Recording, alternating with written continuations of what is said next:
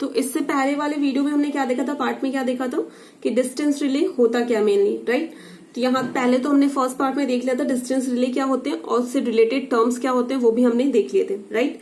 अब हम क्या देखेंगे, जो आपका डिस्टेंस रिले होता है वो डिफरेंट बेसिस पे आपका क्लासिफाइड होता है, राइट। मैंने जैसे आपको बताया था कि अगर इम्पिडेंस आप मेजर कर रहे हो तो that is called impedance relay, अगर आप एडमिटेंस मेजर कर रहे हो that is called admittance relay, right. वैसे ही करके डिफरेंट रिलेस होते हैं, वो हम डील करेंगे एक एक करके। तो फर्स्ट जो आपका है वो कौन सा है, दैट इज इम्पिडेंस रिले, ठीक है। इम्पिडेंस रिले क्या होता है कि impedance relay measure the impedance of the line at the relay location. ये क्या करता है, आपके इम्पिडेंस रिले क्या करता है, इम्पिडेंस मेजर करता है आपके लाइन का, ठीक है। देखो क्या लिखा हुआ कि when the fault occurs on the protective line section the measure impedance is the impedance of line section between the relay location and the point of fault, ठीक है। मान लो कि कोई भी आपका जैसे कि मैंने आपको बताया था ना कि ये क्या होता है, ट्रांसमिशन लाइन को प्रोटेक्ट करने के लिए यूज होता है। तो मान लो कि आपका कोई भी फॉल्ट अकर होता है आपके प्रोटेक्टिव लाइन पे, जिस लाइन को आप प्रोटेक्ट कर रहे हो उस पे अगर कोई फॉल्ट अकर होता है, क्योंकि हमने क्या किया रहता है, एक पर्टिकुलर एरिया डिफाइन कर दिया होता है। अब ऐसा तो नहीं है कि आपका ये 100 किलोमीटर तक अगर आपका लाइन आपने मतलब स्प्रेड किया हुआ लेके गए हो तो एक ही प्रोटेक्टिव रिले आपके पूरे 100 किलोमीटर लाइन को प्रोटेक्ट करेगा, नहीं हो सकता ना।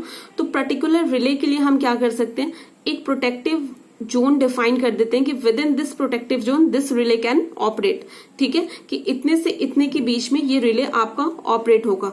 तो वही लिखा है कि अगर आपका कोई फॉल्ट प्रोटेक्टिव लाइन सेक्शन पे मतलब आता है तो क्या करता है, it's measure the impedance of the line section between the relay location and the fault, ठीक है। मान लो कि कोई भी यहां से यहां तक मैंने एक प्रोटेक्टिव, मान लो कि मैंने 100 मीटर का एक प्रोटेक्टिव जोन मैंने डिफाइन कर दिया, यहाँ पे आपका रिले है, ठीक है, और यहाँ पे कोई फॉल्ट आपका अकर होता है, ठीक है।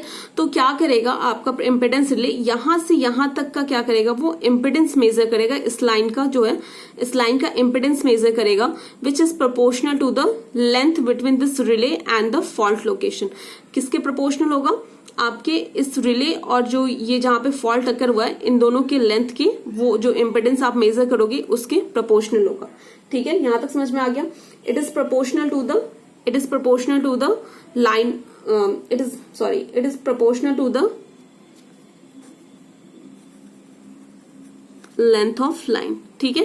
it is proportional to the length of line। यहां तक समझ में आ गया। देखो इसके कैरेक्टरिस्टिक्स को मतलब स्टडी करने के लिए, मतलब इसके कैरेक्टरिस्टिक्स को हम कैसे करेंगे स्टडी।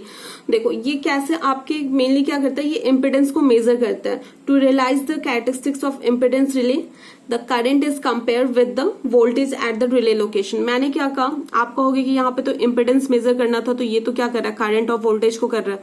तो आपका इम्पिडेंस क्या होता है, इम्पिडेंस क्या होता है, V/R होता है, V/I होता है, राइट। तो ये क्या करता है, आपके करंट और वोल्टेज को कंपेयर करता है एट द रिले लोकेशन, ठीक है। आपका जो करंट होगा वो क्या प्रोड्यूस करेगा, positive torque, that is operating torque produce करेगा, और जो आपका वोल्टेज होगा वो क्या प्रोड्यूस करेगा, negative torque which is known as restraining torque, ठीक है। मैंने आपको ऑपरेटिंग टॉर्क बताया था, रिस्ट्रेनिंग टॉर्क भी पहले बता रखा है मैंने। when operating torque is greater than restraining torque, our relay will operate, ठीक है। अब देखो यहां पे क्या है, operating principle of impedance relay, ठीक है। देखो ये operating principle of impedance relay, the equation for the operating principle of impedance relay कैसे देते हैं, जो उसका टॉर्क इक्वेशन होता है वो कैसे लिखते हैं हम। ऑपरेटिंग जो टॉर्क होगा आपका क्या हो जाएगा, ये जो आपका क्या था, जो आपका करंट था, राइट। मैंने आपको टॉर्क बताया था, torque is directly proportional to square of current या वोल्टेज, राइट। तो देखो ये क्या था, आपका जो ऑपरेटिंग टॉर्क था वो क्या था, ऑपरेटिंग टॉर्क क्या था आपका, किसके कारण प्रोड्यूस हो रहा था, वो करंट के कारण प्रोड्यूस हो रहा था, that is the positive torque. ठीक है, तो क्या हो जाएगा के आई, ये प्रोपोर्शनैलिटी कांस्टेंट है, के आई आई स्क्वायर माइनस के टू। आपका जो वोल्टेज के कारण जो टॉर्क प्रोड्यूस हो रहा था दैट इज नेगेटिव टॉर्क था। ठीक है, that is known as restraining torque. तो क्या हो जाएगा, this is also called proportionality constant K two V square minus K three. ठीक है, देखो यहाँ पे क्या है, K1, K2 और K3 क्या है आपका, ये क्या है, कांस्टेंट है। ठीक है, और जो K3 है ये टॉर्क है due to the control spring effect. जो आपका जो कंट्रोल, जो उसमें कंट्रोलिंग जो स्प्रिंग होता है, जो कंट्रोलिंग टॉर्क लगता है, आपने मेजरमेंट में पढ़ा होगा 3 तरह के टॉर्क लगते हैं, deflecting, controlling and damping torque, right. तो जो आपका कंट्रोलिंग टॉर्क होता है, जो कंट्रोलिंग स्प्रिंग होता है, राइट, उसके कारण ये टॉर्क जो होता है ये प्रोड्यूस होता है। ठीक है, तो ये टॉर्क जो होता है ना, ये इसे हम क्या करते हैं, इसे हम इस इफेक्ट को क्या करते हैं, नेग्लेक्ट कर देते हैं हम, ये वाले इफेक्ट को, जो K3 बहुत स्मॉल होता है as compare to this one, तो ये क्या करते हैं, हम इसे नेग्लेक्ट कर देते हैं। ठीक है, यहां तक समझ में आया। अब देखो, अगर K3 को हमने नेग्लेक्ट कर दिया तो हमारा इक्वेशन क्या बचेगा, T equals to K1 I square minus K2 V square, right. समझ गए यहां तक। ठीक है, हमने क्या किया, K3 को नेग्लेक्ट कर दिया, राइट। तो हमारे पास क्या इक्वेशन बचा, T equals to K1 I square minus K2 V square. ठीक है, देखो for the operation of relay क्या होना चाहिए, मैंने आपको पहले बताया था कि जो आपका जो रीस्ट्रेनिंग ऑपरेटिंग टॉर्क होना चाहिए, वो क्या, ऑपरेटिंग टॉर्क जो होगा वो किस मतलब, और जो आपका ऑपरेटिंग टॉर्क होगा वो क्या होगा, आपके रीस्ट्रेनिंग टॉर्क से बड़ा होना चाहिए, तो आपका रिले क्या होगा, ऑपरेट करेगा। ठीक है, मैंने आपको पहले बताया था कि ऑपरेटिंग टॉर्क क्या होता है और रीस्ट्रेनिंग टॉर्क क्या होता है। ठीक है, तो आपका जो ऑपरेटिंग टॉर्क था वो क्या था, K1 आई स्क्वायर, और रीस्ट्रेनिंग टॉर्क क्या था, K2 वी स्क्वायर। ठीक है, ऑपरेटिंग टॉर्क था किसके कारण प्रोड्यूस हो रहा था, करंट के कारण, और जो आपका रीस्ट्रेनिंग टॉर्क था वो किसके कारण प्रोड्यूस हो रहा था, वोल्टेज के कारण। ठीक है, अब देखो ये समझ में आया यहां तक। तो आपका रिले कब ऑपरेट करेगा, for the operation of relay आपका जो ऑपरेटिंग टॉर्क होगा वो रीस्ट्रेनिंग टॉर्क से बड़ा होना चाहिए। तो क्या होगा, K1 आई स्क्वायर आपका K2 वी स्क्वायर से क्या होना चाहिए, बड़ा होना चाहिए। ठीक है, तो यहां से क्या आ गया आपका, V square I square is less than K1 upon K2। ठीक है, तो आप स्क्वायर ले लोगे, मतलब अंडर रूट ले लोगे, तो यहाँ पे क्या आ जाएगा, V1 upon V upon I is less than K। ठीक है, आपका K कांस्टेंट था तो हमने इसे पूरे टर्म को क्या मान लिया, K मान लिया। ठीक है, तो क्या आ गया, V अपॉन आई क्या होता है, Z होता है, which is Z is less than K। ठीक है, ये आपका क्या होगा, this is a reach of relay. ठीक है, जब आपका इम्पिडेंस इस प्रीसेट वैल्यू से, that is also known as preset value. ठीक है, जब आपका इम्पिडेंस इस प्रीसेट वैल्यू से क्या होगा, कम होगा, तो आपका रिले क्या होगा, वो ऑपरेट करेगा, राइट। मैंने आपको बताया था कि हम क्या करते हैं, एक प्रीसेट वैल्यू सेट कर देते हैं। अगर आपका रिले, आपका अगर मेजर जो इम्पिडेंस है उस प्रीसेट वैल्यू से कम है, आपके एरिया के अंडर आ रहा है, तो आपका क्या होगा, जो आपका रिले होगा वो क्या होगा, ऑपरेट करेगा। ठीक है, समझ गया।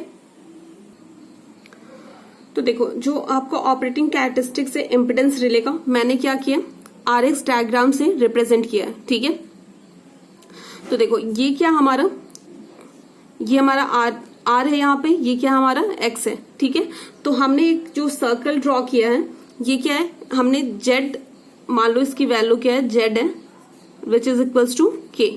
मैंने K यूनिट का, K डिस्टेंस का एक सर्कल ड्रॉ कर लिया। ठीक है, इसकी वैल्यू आपके Z के इक्वल है, राइट। और जो ये फाई एंगल है, this is the angle between voltage and current. ठीक है, समझ में आया यहाँ तक। तो देखो, जो ऑपरेटिंग कैरेक्टरिस्टिक्स है वो क्या है, आपका एक सर्कल में लाई कर रहा है। ठीक है, तो क्या होगा, देखो हमने क्या किया, एक सर्कल, मतलब हमने एक ऐसा प्रोटेक्टिव जोन बना दिया कि मान लो एक सर्कल ले लिया आपका मैंने। ठीक है, तो ये क्या है, ये देखो, ये मैंने सर्कल लिया है, वो क्या आपका, मैंने क्या बताया था कि आपका रिले कब ऑपरेट करेगा, जब उसकी वैल्यू, Z की वैल्यू K से क्या होगी, कम होगी, राइट। तो मैंने क्या किया, जो सर्कल लिया आपको वो किसके इक्वल ले लिया है, के इक्वल ले लिया है, जो मैंने प्रीसेट वैल्यू सेट की है कि आपका जो रिले होगा इस एरिया में क्या करेगा, ऑपरेट करेगा। ठीक है, समझ में आया यहां तक। तो देखो अगर आपका वैल्यू जो जिसकी इस मतलब इस सर्कल का रेडियस क्या है आपका जेड है, विच इज इक्वल्स टू के। अगर आपकी जेड की वैल्यू अगर आपकी जेड की वैल्यू इस सर्कल के अंदर लाई करती है तो आपका रिले क्या होगा, ट्रिप करेगा, राइट। अगर इस सर्कल के बाहर लाई करती है तो आपका रिले क्या होगा, ऑपरेट नहीं करेगा। तो इसके कंडीशन क्या हो सकता है, अगर when your Z is less than K, when Z is equals to K और जेड इज ग्रेटर देन के। ठीक है, अगर जेड की वैल्यू के से कम है तो इस सर्कल के अंदर लाई करेगी तो क्या होगा, ऑपरेट करेगा। अगर जेड इक्वल्स टू के है तो ऑपरेट करेगा। अगर जेड इक्वल्स टू के है तो भी कभी कभी ऑपरेट कर सकता है, कभी कभी ऑपरेट नहीं कर सकता है। मान लो कि यहाँ पे तो हो सकता है ये किसी और प्रोटेक्टिव जोन में लाई कर रहा हो। ठीक है, अगर उसकी वैल्यू ग्रेटर देन जेड है, ग्रेटर देन जेड है, ग्रेटर देन के है, तो क्या हो जाएगा, ये ऑपरेट नहीं करेगा। ठीक है, क्योंकि ग्रेटर देन जेड होगा तो क्या होगा, ये सर्कल से बाहर लाई करेगा। तो क्या प्रोटेक्टिव जोन आपका क्या है, इस सर्कल के अंदर ही हमने सेट कर दिया है। ठीक है, फॉर एग्जाम्पल आपका अगर कोई भी मान लो कि यहाँ पे फॉल्ट अकर होता है तो आपका क्या हो जाएगा, ये जो रिले है वो क्या हो जाएगा, सर्किट ब्रेकर को सिग्नल भेजेगा और सर्किट ब्रेकर क्या करेगा, ट्रिप कर देगा। ठीक है, अगर आपका फॉल्ट यहाँ पे आता है तो क्या हो जाएगा, आपका रिले वर्क नहीं करेगा। ठीक है, तो ये क्या हो जाएगा, ये हो सकता है किसी दूसरे प्रोटेक्टिव रिले के जोन में लाई कर रहा हो, तो ये वाला जो रिले है इस फॉल्ट के लिए ऑपरेट नहीं करेगा। ठीक है, यहां तक समझ गए। तो यही आपका था इम्पिडेंस रिले। ठीक है, जिसमें हम इम्पिडेंस को मेजर करते हैं, which is proportional to the distance between the relay and the location of fault. ठीक है, तो ये आपका इम्पिडेंस रिले था। नेक्स्ट वन आपका क्या होगा, रिएक्टेंस रिले।